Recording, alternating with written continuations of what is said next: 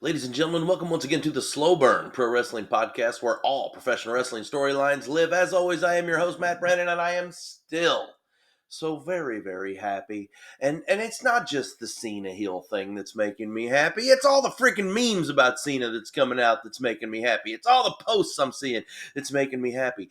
I love the fact that all of the Cena, a lot of Cena good doers, like all these big Cena fans, these goody two shoes. Cena's such a good guy. Now that he's a heel, they're still going to stick with him. I found that to be interesting. But more than anything, I have loved to see the upset people that their hero. I'm so sorry. I should stop probably taking so much gratification in the fact that John Cena turned heel. Um, that's saying I should. I won't, but I should. So that's where we're at. And the slow burn has been here. By the way, I'm still bragging on myself. I still thought I did a really freaking great job as far as the predictions on Chamber. Now, with that said, I'm probably going to absolutely blow everything that comes from Mania predictions. So here we go. Guys, it is Monday. It is our normal Monday slow burn show. A lot of times these go kind of long, and then sometimes they don't go kind of long. So we're going to kind of see how things go. However, there are a couple things I want to talk about before I get into our normal Monday conversation, which is the Monday Night Raw preview. We'll also preview NXT by a little bit today. I don't have a lot on the card of NXT yet, but we'll go with what we have, and then we'll kind of go from there. But before I start, I know yesterday in our week in review, I very much shortchanged AEW Collision. All right, and I'm aware of that, and you guys know I'm a big AEW fan. I'm not someone that looks at AEW as a sub to what WWE is. I look at it as the alternative to what WWE is. And me being a wrestling fan, I love it all. So if it's on, I'm going to watch it. If it's there, I'm going to read about it. I want to learn about it. So yesterday, I wasn't very good when it comes to AEW evenness of coverage, let's say, so to speak. Guys, you can't blame me. Elimination Chamber was huge. It literally had one of the biggest events to ever happen in the history of wrestling happen. All right. I will tell you, its bottom line is Cena going heel is just as big as Hogan going heel in 1996 and joining the NWO. Those of you that are my age, you know exactly what the hell I'm talking about. Those of you that are older, you know what I'm talking about. If you're just a freaking ruthless aggression Cena guy, you might not, but you may want to look it up because a lot of similarities. The difference is Hogan's going to stay in the NWO for 4 years after he does his heel turn, whereas we know with Cena, we basically have 10 months. All right. So where will we go in 10 months? I'll reserve all of those for later on. Okay. As we get closer to Mania. But right now, I want to go back and talk just a little bit about AEW Collision. All right. There are three things in particular that I wanted to mention that I really didn't get to spend much time on. All right. Number one, the Tony Storm promo. All right. From the bed. By the way, the all white in the bed for Tony was absolutely amazing. The makeup job or lack thereof was absolutely amazing. The freaking neck brace, it was spot on. Every bit of that ran absolutely perfect. And her delivery, it was so somber, but yet so matter of fact. And then at the end, when she gets a little of aggression to her, it was exactly what was needed to happen, and it showed that side of dramatics that Tony can bring to a match. And guys, I'm telling you, this match is going to be absolutely awesome. And Tony announced in this promo, the whole idea of the promo was for this, was the announcement that the match is going to be no DQ, falls count anywhere. No, it's going to be awesome. So we know we are going to get an absolute old school, no disqualification, hardcore style match. And if we've seen anything with Tony Storm and Mariah May, it's that these girls don't mind bleeding. All right. And if there's anything we know about AEW, we're probably going to see some. And honestly, when the ladies bleed, it kind of brings a little bit more mystique to a hardcore match. It's something you're not going to see a whole lot of in WWE. You just don't. You don't see a ton of that. Whereas otherwise, I feel like you could get a little bit more out of it. But here again, I just was the same one that said the other day that a hardcore match or a no DQ match doesn't have to have blood. I mean, look what we saw with Sammy and KO at Elimination Chamber. So, yeah, I thought the Tony piece was really good. I thought it was excellent. I thought it was the perfect build. We're going to get a little bit more of that. Guys, we still have two more shows before Revolution on Sunday, right? So we have Dynamite coming up on Wednesday. I'll preview that on Wednesday afternoon. And then we also have Collision on Saturday. So we still have two AEW go-home shows before we get to Revolution. And the Revolution card right now is absolutely stacked from top to bottom. Now, it might be a freaking 6.5 hour long pay-per-view. All right. I'm not complaining about that. I mean, what the hell else do I have to do? But like, be ready, because this match card is unreal, from freaking Kenny Omega and Takeshita for the international title. You got Ospreay versus Kyle Fletcher in a cage. Of course, you're going to get Moxley versus Cope for the title. We know we're getting Toni Storm versus Mariah May for that title. We got Mercedes versus Momo. Like, we have such a stacked crowd and card, and that's not even all of it. Like, what I name right there, 5 matches off the top of my head, and I think there's like 3 more that are scheduled to go. And some of them might be pre-show, but regardless, it's going to be a hell of a card. And if you can catch it live, you should. By the way, AEW live events are awesome. I don't know if you haven't been to an AEW live event, you should. And I'm excited to go to one in one of these smaller venues. So can't wait for him to come up near me soon. So yeah, so we had Tony, and then I wanted to talk about 2 other matches that happened on there. One was the tag match, which was your opener with FTR and the Undisputed Kingdom. I heard them called the Undisputed Era. That doesn't work for me. It's the Undisputed Kingdom with Kyle O'Reilly and Roderick Strong. By the way, they had a hell of a tag run back in their older days. They tagged a little bit in NXT. I know they've had a tag history in Ring of Honor. Like, these two, it wasn't like they just threw this team together. And you could tell because they worked really, really well together. And FTR works well with everybody. But I want to say this. The way this match went down was kind of interesting. Um, you have it. Both teams are baby faces for the most part at this point, although the Kingdom has been heels in the past. But you got 2 baby faces. They're going. It's just like, may the best team win. They'd been kind of fighting a little bit with one another in recent weeks, and it leads us to this. And what I gotta get out of this is not necessarily a number 1 contenders match, but a match that means something, right? And I thought this could have catapulted. Well, FTR gets the win, right? They get the win, and then Dax Hardwood sees that Kyle O'Reilly's foot was on the rope. So he basically begs referee Stephon Smith to freaking ring the bell again. Ref is going, no, I counted 3. It was 3. He got it up late. Well, on replay, seeing it as a fan, it was actually a rope break. It should have been at 2 3/4. Great job, freaking Kyle O'Reilly, by the way. Perfect timing. But it works. So Dax basically talks referee Stephon Smith into ringing the bell again, taking away the FTR win. Now, this is where things got a little wonky for me. I mean, the match was outstanding. I'm not counting anything against the match. But all of a sudden, you see Dax Harwood, who wouldn't allow the foot rope or the foot break to be a rope break. Rope break is what it's fucking called. He wouldn't allow the rope break to actually cost them a match. So he had the bell ring again to restart the match. And then 2 seconds later on a roll up, Dax is grabbing tights. Like, that's illegal. That's a heel move. So now you've done the ultimate babyface move by starting the match again when you had the win. Why? But then at the same time, literally 2 minutes later, you're pulling the tights, which is the most heel common move of all time. So you have to explain to me what direction this is going. You really do, because I that part I didn't get. Now, the wrestling was outstanding. I do want to call out one thing though. Kyle O'Reilly, man, his kicks right now, like his snap kicks, look so crisp and so clean. And I know that's a different type of art, but having him kicking FTR really with their sell, the way they do things, I just thought that was a really, really good job. And I know I'm like picking up something that the normal fan may not have saw, but I just thought that was real good. And it's one of the things that I want people to start paying a little bit more attention to. All right. Just that, the little nuance of that, the small fact of the kick being so strong and the sell being so good. It's shit like that makes matches.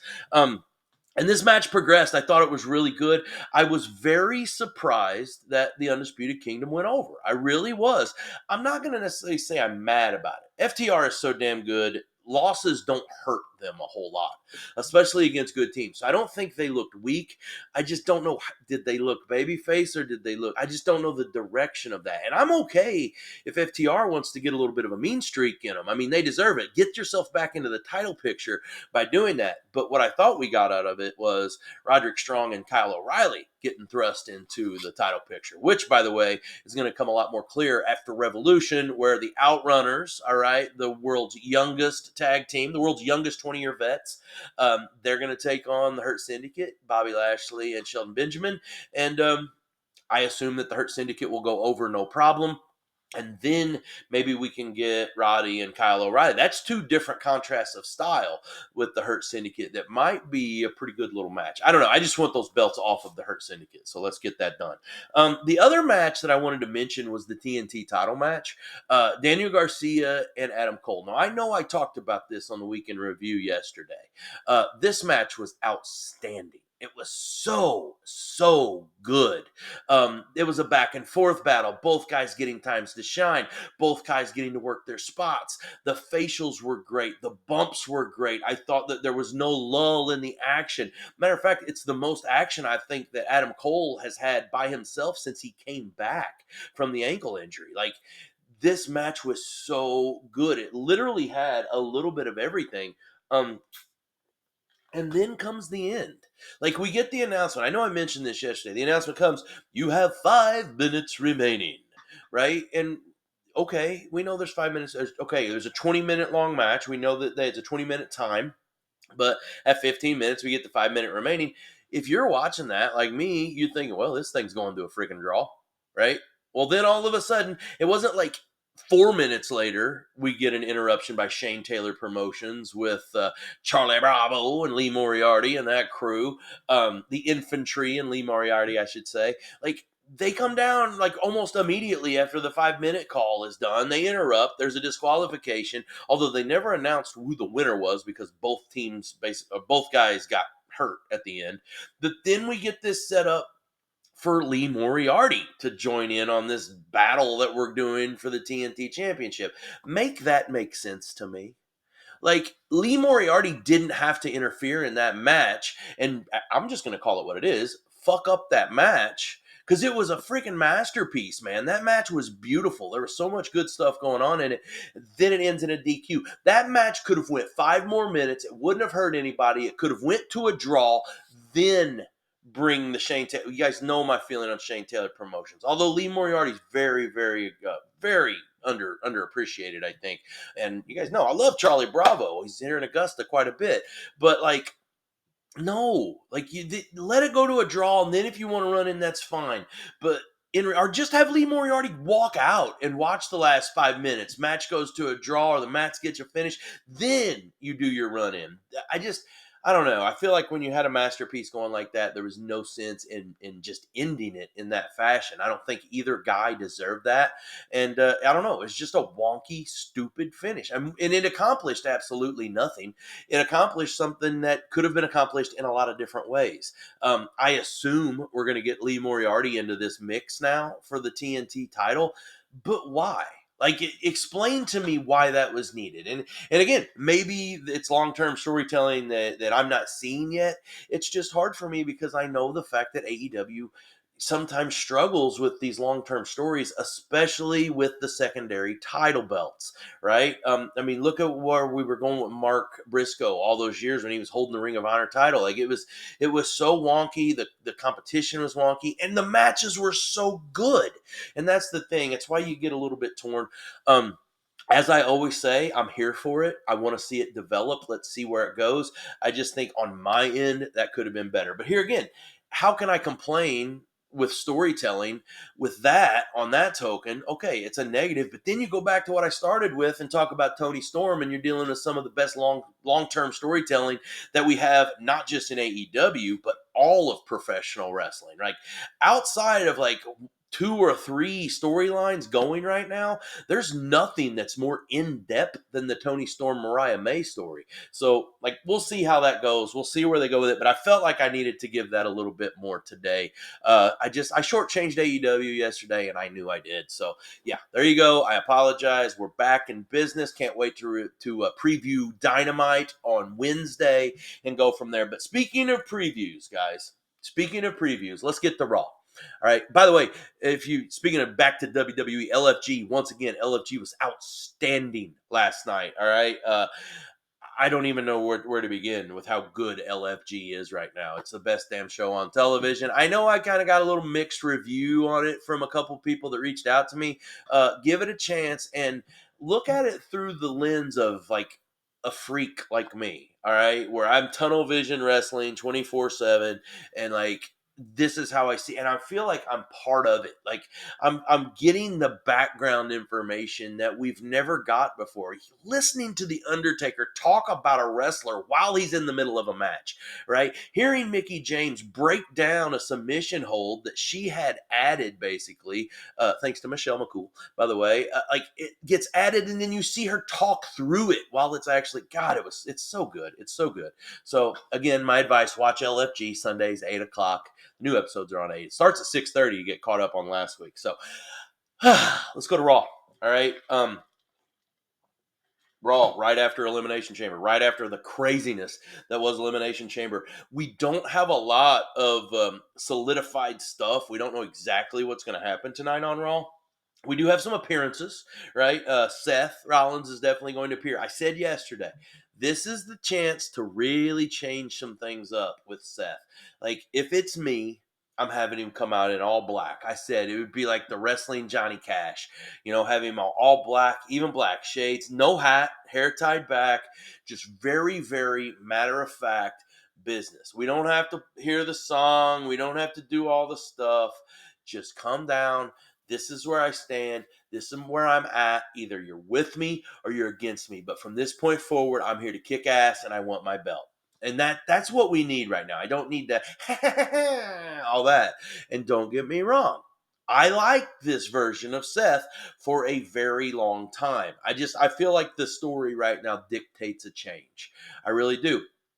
And Seth Rollins is a chameleon. I mean, there's nothing. Anytime he's went through an evolution of his character, it has done nothing but prove his character to be better. And I have a feeling that we can get that. I feel like there's no better time to start it than now, especially as we get ready to roll into Mania. Okay, so we know Seth is going to be there. Speaking of which, we know CM Punk's going to be there. I hope that this isn't a dual promo, but I have a feeling it will be because of how Punk went out in the Elimination Chamber with the fact that Seth gave him the stomp on the outside. Yeah, I know. I hope it's not. I want to hear Punk address everything on his own, but I have a feeling it won't be that way. Gunther is scheduled to appear. Obviously, I want to get another match, like how Gunther last week had the quick little call out of Tozawa, and then Tozawa comes out and gets with him for a little bit, and then gets the shit kicked out of him. I want that again. But let's step up the competition just a little bit more. All right. Maybe it's Otis this week, but it's somebody. Give me something. Give me that look again of Gunther showing how dominant he is, but yet at the same time gives Jay an opportunity to make a save. Jay is not scheduled to appear, but I'm almost positive he'll be there tonight. Now that's just me. I haven't read anything. I haven't been on the dirt sheets a whole lot today. So Gunther is scheduled to appear, so therefore I think Jay will. That's just kind of how I look at that. Then our last scheduled to appear is the one I'm looking most forward to, and that's Bianca Belair. All right. I'm sure if you haven't read anything yet, Bianca has basically come out, given her statement so far about the fact that Jade came back and beat the shit out of Naomi. She's basically said, I can't believe it happened. I got a lot of questions. I need answers. And then she's also saying, Naomi had me convinced that it was Liv, basically not taking anything on for herself. But if you've noticed, there has yet to be a response from Jade. Here it is. I'm at almost 4 o'clock, all right, on Monday afternoon. And so far, Jade has said nothing. All right. There's been no combatants to what Bianca has said. She hasn't come out and called Naomi a bitch. Like, she has just basically stayed straight to the cuff. And then we kind of see where we develop. Guys, I am telling you, And I said this yesterday. I don't think this is over. I think we're going to get more out of this with Bianca. I do. I think Bianca's involved in this. I hope she's involved in this. It's only going to make the story better. Excuse me. But I really believe that Bianca appearing tonight we'll start to get some questions answered. Now, you know why Bianca's there. It's because of the match that's going tonight. The main event tonight, I hope, will be Rhea Ripley versus Io Sky. It better be the damn main event. And ladies, tear the fucking house down. Right, tear the house down. Especially you, Io. You should have been in that women's chamber match. Now, not to say that any one of the women could have went out, but could that not have been where Bailey was at? Could that not have been Io? It had not been where Roxanne was at. And you guys know Bailey's my favorite. Maybe one of my favorite women of all time. But right now, I just love the work that she's doing. But couldn't that have been Io to add for the excitement and maybe take a little bit of that ass kicking away from Liv Morgan? Have you guys seen the post that she's made? It shows all of her battered bruises and just everything. Look at I need to post that again. Busted Open, I know, posted a couple versions of it, as did Wrestle Talk. A couple other people posted on the Facebook machine. You can find it. She showed pictures of her all bruised up, and this is why I said she was the damn MVP. But Rhea and Io are going to go tonight. Rhea's going over here, guys. I don't see any way that she doesn't. Um, I don't know. Maybe we get something out of Bianca there, or maybe Bianca's just here to watch and cry. I don't know. We're going to see. Regardless, I'm good with it. All right. Whichever direction we go, I want to get Rhea versus Bianca. I think it'll be absolutely good. And I am almost guaranteeing you it will not be babyface versus babyface. That's just where I'm going with it. It's just how I feel about it. Okay. The other matches we have scheduled tonight, we have a tag team title match. The War Raiders. War. The War Raiders, they're going to take on, who are they taking? Oh, American Made. Yeah, by the way, Chad Gable leaves and American Made just basically does whatever the hell they want because the other match we have tonight involves them as well. But we're going to get the War Raiders versus American Made. I think the War Raiders stay champions. I think and still. But I don't know. I guess I could see a change. I mean, because they've had them for a while, but I just don't see American Made being that change. I do want to say, though, if you haven't watched much of American Made, watch Julius Creed. All right. Brutus is good, too. Don't get me wrong. But Julius Creed has more athletic ability in the ring than just about anybody going right now. And he's working on his voice. He's working on that character. You can tell. And that's why he's with Gable now. But as far as in-ring athletic ability, check out Julius Creed. And my man, Happy Hansen, Ivar. By the way, happy birthday, Ivar. You've seen that on the Facebook machine this morning. Ivar will be able to do some really cool stuff with Julius as well. I think that'll be really, really, it's going to be fun to watch. Regardless of how it rolls out, it's going to be fun to watch. And then the other match, as I said, going back to American Made, Ivy Nile is going to challenge Lyra Valkyria for the Intercontinental Championship. And this is the one that I said last week made zero sense to me. Honestly, Raw would have been such a better show had none of this happened. Lyra beats Dakota Kai in what was a very good match. And then remember, Ivy Nile comes in and beats the shit out of Lyra afterwards and basically takes the belt and says it's going to be hers, making her statement. But here's the fact. Last week, she lost the number one contenders match. So she came out and called her shot after a loss. And for a mid-title, that doesn't work for me. All right. I just don't think that works. However, we are going to get Lyra versus Ivy tonight. I assume Lyra goes over here. If Ivy wins this belt after coming off of a loss in the number one contenders match, that's a problem. And again, I know the world isn't going to crash or anything of that sort, but it's just not clean. And I don't know, we're better than that, so it's not going to happen. I'm bringing that into fruition. We're not going to have Ivy Nile going over. So that's what we have on the card. All right, we have, like I said, Seth, CM Punk, Gunther, and Bianca all scheduled to appear, and then you have the three matches that are scheduled with the IC belt for the women, tag team belt, and then obviously Rhea's women's championship. Jay, I assume, will be there, and you guys know some of the other normal everyday characters, and obviously Love Somebody today. Adam Pearce will be there. Thank you very much, GM. So looking for a good Raw. I think it's going to be a really good Raw. I say this every time coming off of a PLE. They can be hit or they can be missed. By the way, it's in Buffalo, New York tonight. Great wrestling town. It will be loud. All right. But it can be hit or it can be missed. I have a feeling that tonight will be very in the middle. In the middle. I don't think we're going to have Cena. Obviously, we might get a report or something like that, but I think that's what everybody's chomping at the bit right now. Give me Cena, give me Cody, and we're probably not going to hear anything on that front tonight. So, other than that, I'm ready. Rhea and Io is going to steal the show. Yeah, it's going to be good, and I cannot wait. Get my popcorn for Bianca. Get my popcorn. Let's see what the hell happens. NXT for tomorrow. Quick, I don't have a lot on NXT tomorrow. Tony D'Angelo is going to defend the North American Championship against Shawn Spears. That's going to be a good match. I assume that we'll see more on this new Spears faction, which Brooks Jensen looks good right now. I love the haircut and the beard trimming. That's a much better look. So we got Shawn Spears and his little faction. They're going to take on Tony D. I assume the family will be out there as well. Yeah, it's going to be good. It's going to be really good. And we'll see how it develops as far as this story. They're trying to stretch this out a little bit, and I think that's a good idea. Shawn Spears can make that work. I mean, he's a veteran, and we've seen the work that Tony can do with an expanded story, with how he went with Trick, and even before that with Ridge. So yeah, I mean, there's some strong possibilities there. What else do we have? Ooh, a tag match. Chelsea Green and her Purvis, Piper Nevin. They're coming into the NXT town. By the way, not on the road. They're at the PC this week in Orlando. But they're going to be taking on Sol Ruka and Zarya. And you guys have heard me. I love this tag. All right. Zarya and Sol Ruka, they're a match made in heaven as far as a tag team. They really work well off each other. Their vignettes have been hilarious. But they're not beating Chelsea, I don't think. I really don't. And it's just a matter of time before they split up. But let it resonate a little bit, all right? Let them resonate a little bit. And then we have Jada Parker versus Kalani Jordan. All right, kind of a grudge match, so to speak.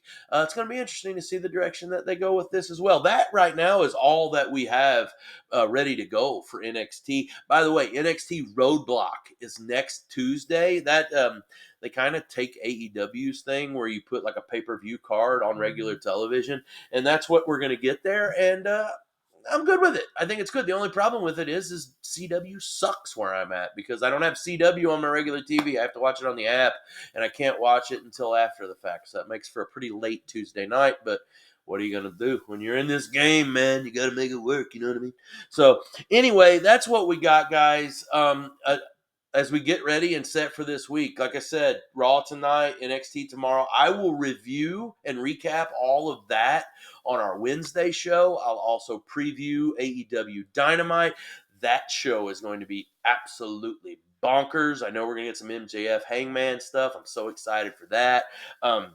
Yeah, as we lead up to Revolution. So, and then we got TNA. By the way, NXT will probably have some TNA crossover again because at Roadblock we're going to get some TNA action. Hardys are going to take on Fraxium, and then we're also going to get Moose taking on Obafemi. So, and I think both titles are going to be on the line. It's not just going to be the X Division or just be the NXT title. It's going to be both titles from what I'm reading right now. That may change. Hard subject to change. So we got that coming up on Thursday, and then obviously we'll probably get some good answers on Friday Night SmackDown as far as the Cody situation. So a lot of stuff to go. Collision Saturday, and then obviously AEW Revolution coming up on Sunday, and I cannot freaking wait for it. So lots of stuff going on. It's going to be a big week. I feel like we're starting fresh, right?